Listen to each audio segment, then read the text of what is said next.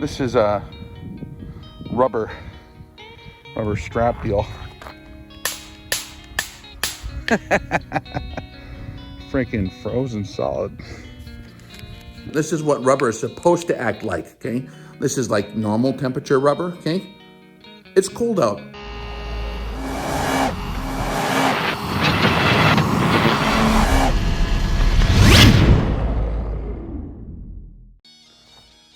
Hey guys, Rex here. So if you guys remember Sniper 101 from like 10 plus years ago, most of you guys probably know that as a part of our optics reviews, we've always done extreme cold weather checks. I usually present that information just verbally in the video saying, hey, this one worked pretty well in extreme cold weather conditions. I test most of the stuff I do for all 4 seasons in as many environments as I can do. Optics are especially sensitive to cold weather environments, being a delicate instrument with a lot of very small parts and parts that have to slide past each other in the erector group and in the zoom group and all that stuff.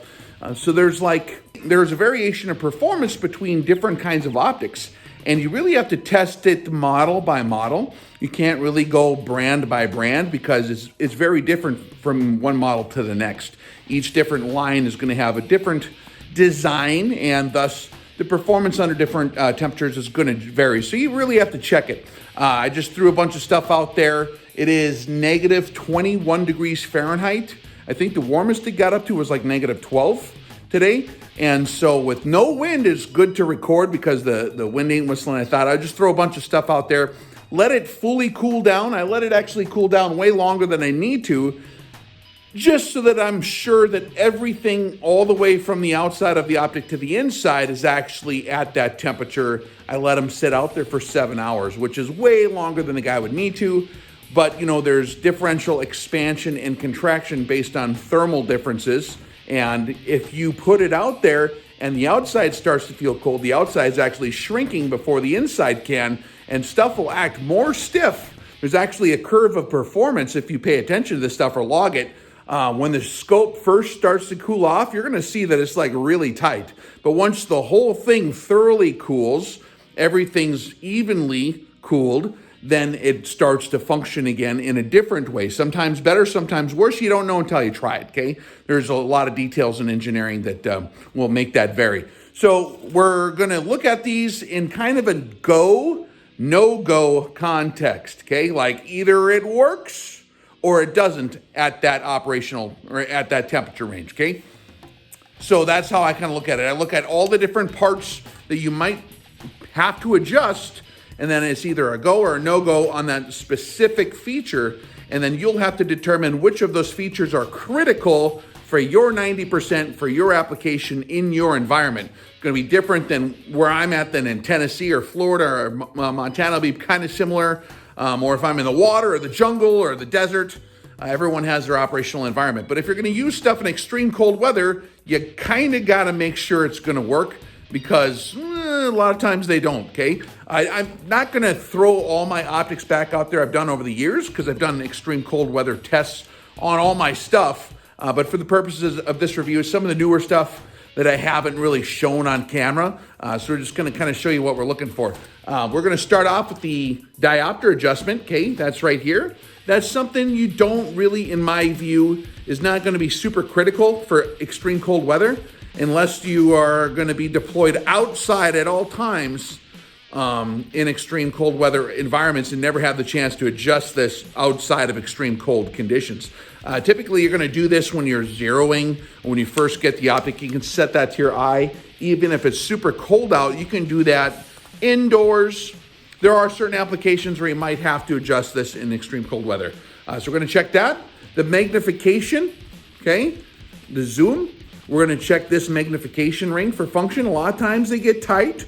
And if that's the case in your optic, you're going to have to know that, all right, in this optic, I'm going to set this so that when it freezes, it still works for the far stuff and the close stuff in my environment that I have now, okay? So, for example, I might set it to 6 power or whatever for open country. Well, you can shoot stuff that's far and you're not totally hosed at medium range, etc., okay? Then if the optic has a feature like and illumination, either a button, like these are actually push buttons. Do they work in extreme cold weather? Sometimes they freeze solid. Or if it's a dial, does that actually dial? Does it actually work? Because that'll freeze. Also, the parallax is something we're gonna check. That's something that I think for normal real world applications where you don't know how far the target's gonna be ahead of time, because you need to set your parallax for a precision shot. If you have parallax adjustment, it's best to get that set. That's semi-critical in my opinion for precision shooting at targets at varying distances. So you can set it at a median distance where you expect to have contact, like, okay, I don't know, 300 yards. That'll kind of maybe be close to where I expect to shoot. But that's not ideal. It's always nice to be able to adjust this in the cold weather. So I like to have, out of all the stuff on the scope that can adjust, the parallax to me is very important because that's something that's critical if you're changing distances, okay? The magnification, you can get away with just kind of leaving that. It'll still shoot straight. The diopter, you can have that set ahead of time, right? The turrets, if you have a desirable reticle design where you can either use the reticle or the turrets, then the turrets aren't as critical. If you do plan on using a combination of hold-offs and actual indexing of the turret, is that everything is moving freely. If it has lockable caps, like a feature like this one pulls up before you can move it, does this work? Can I lock it and unlock it? Can I also index the turret freely?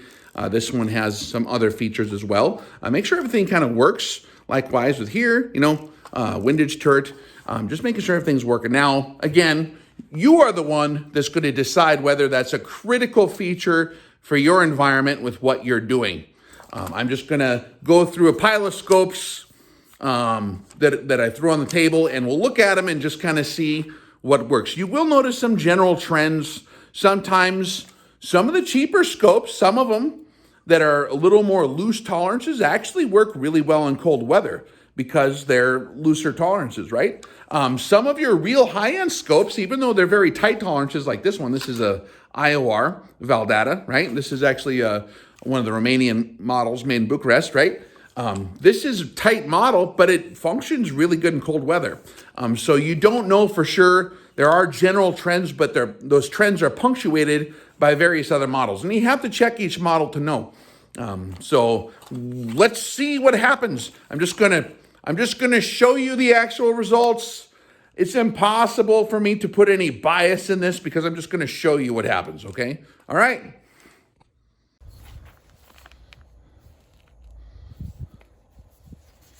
We have the Vortex Venom.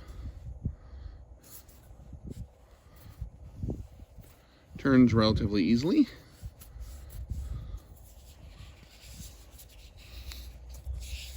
Magnification functions as normal. Parallax is stiff but not unoperable.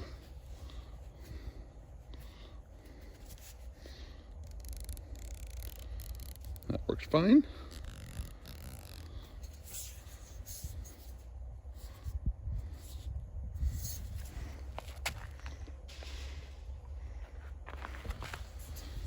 We have the Arken EP5. Ocular is stiff but operable. Magnification is very, very stiff. Shouldn't be operated probably. Oh, there she goes. Man, it's cold.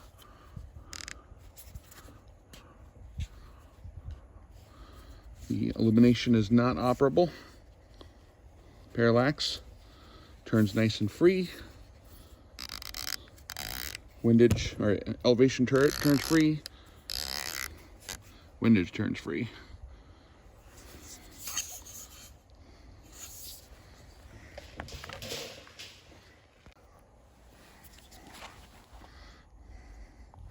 Here we have the SH4 Gen2.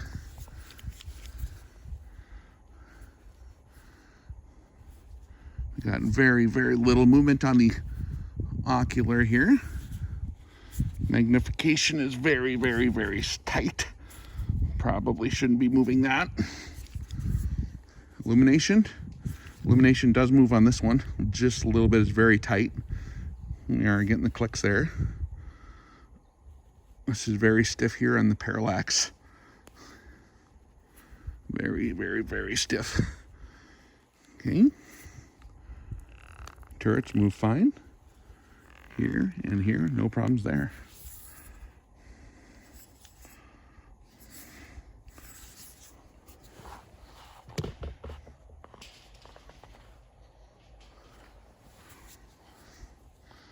Primary Arms Platinum Compact 1:8 illumination. All right. Start off with the ocular. It is solid. It is froze. Magnification turns fine. It's a little stiff, but actually it's not that bad. That's turning fine. Illumination knob turns like normal.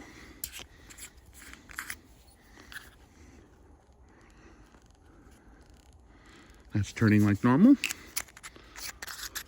Whew. Man, this is gonna get frostbite holding this thing. Very, very cold. Windage knob turns like normal.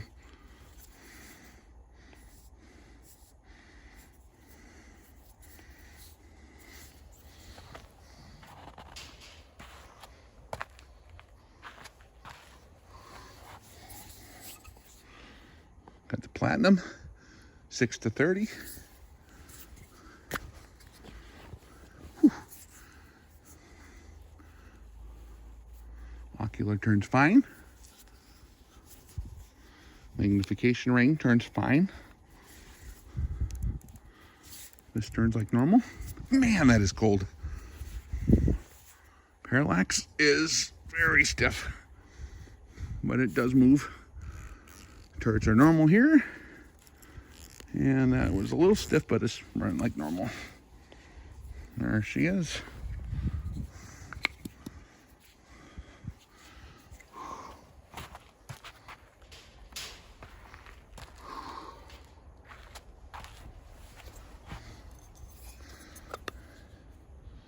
Primary Arms GLX 4-16x50.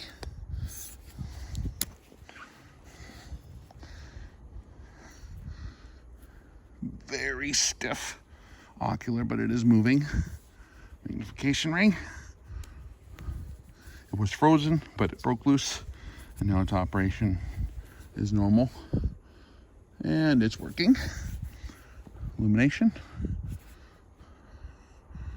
Pretty stiff. Not feeling the clicks all that well, but it does move. Parallax froze. Elevation's fine. The release button works. And it's locking.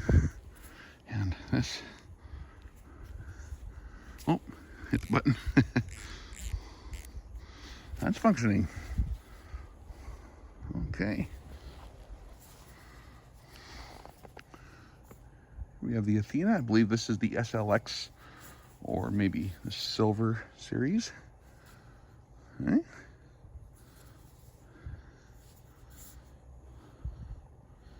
It's a 3-18.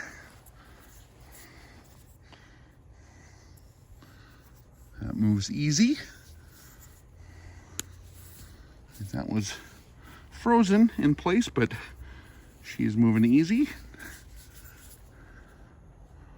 Illumination is frozen solid. Parallax is up.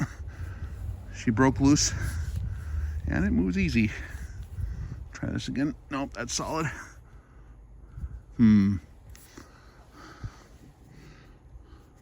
Frozen and frozen. Am I doing something wrong here? Oh, there we go.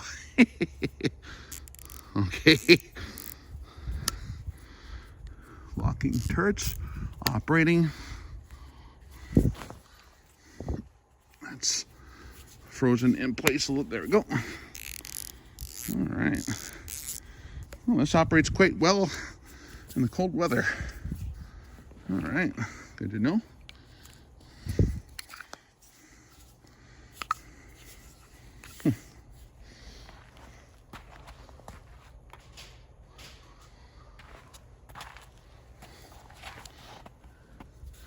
Got the primary arms,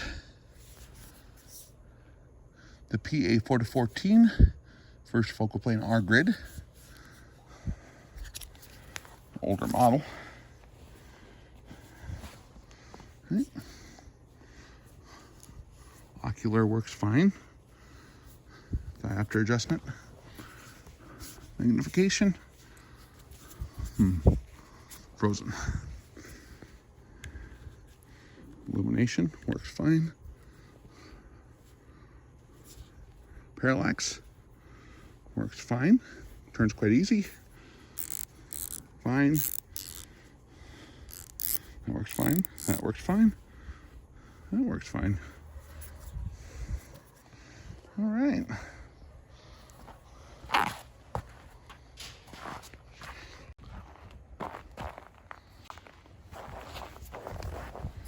We have the IOR Valdada Recon G2.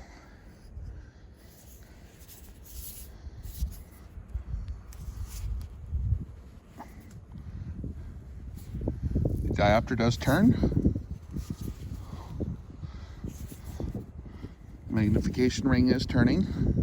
It's a little stiff, of course. Illumination works fine. Parallax knob works fine.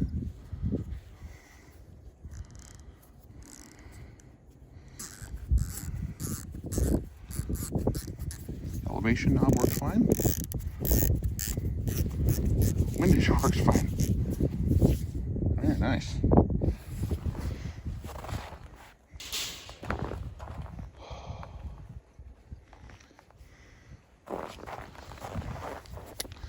US Optics ST10. Okay.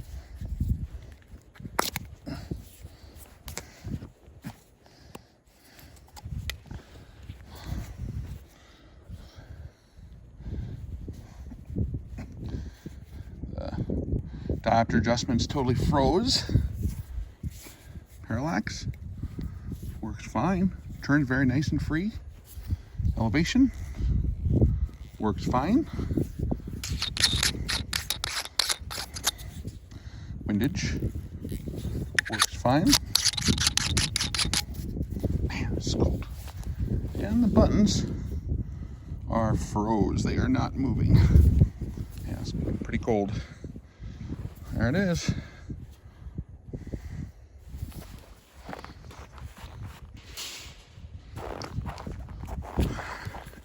SWFA Super Sniper. Straight. This is a 10. Diopter. It's very stiff, but it is moving a little bit. Parallax. Parallax moves fine. Elevation. Works. Windage works.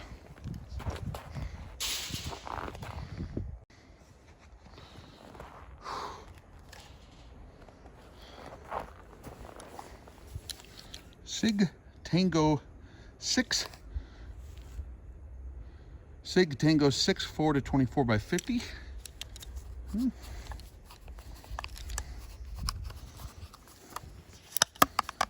Rubber.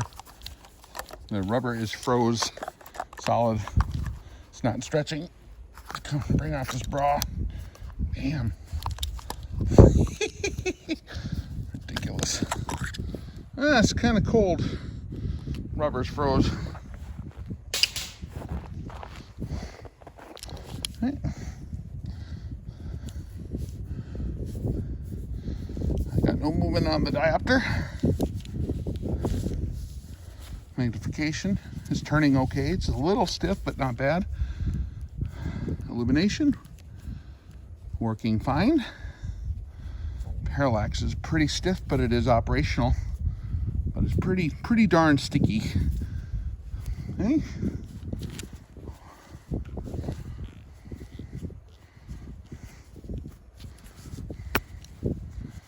This is to unlock. It's pretty pretty darn sticky in the cold here, but it is operational. And the windage, it's frozen. Okay, I'm not going to break that loose without breaking it. All right.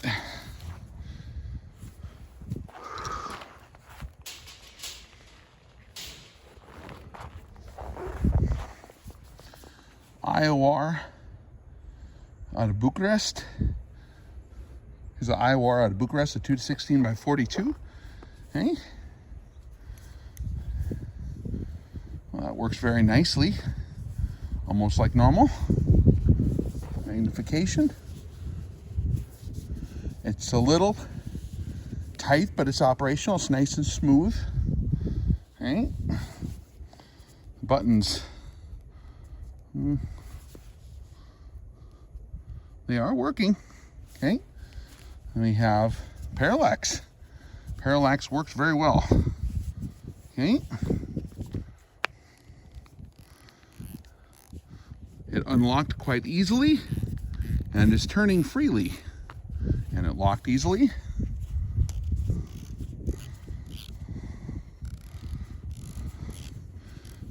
Everything on this Optics, very nice, very operational. Negative 20 degrees Fahrenheit, 21 degrees negative.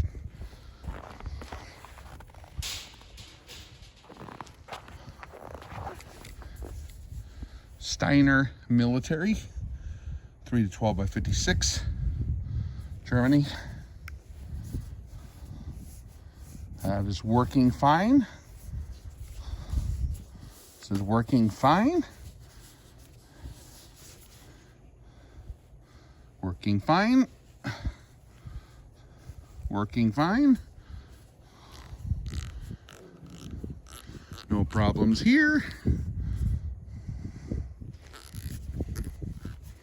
No problems there. The Steiner's working good.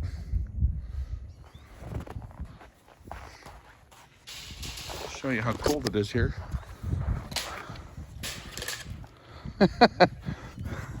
This is a rubber strap deal. Freaking frozen solid. All right.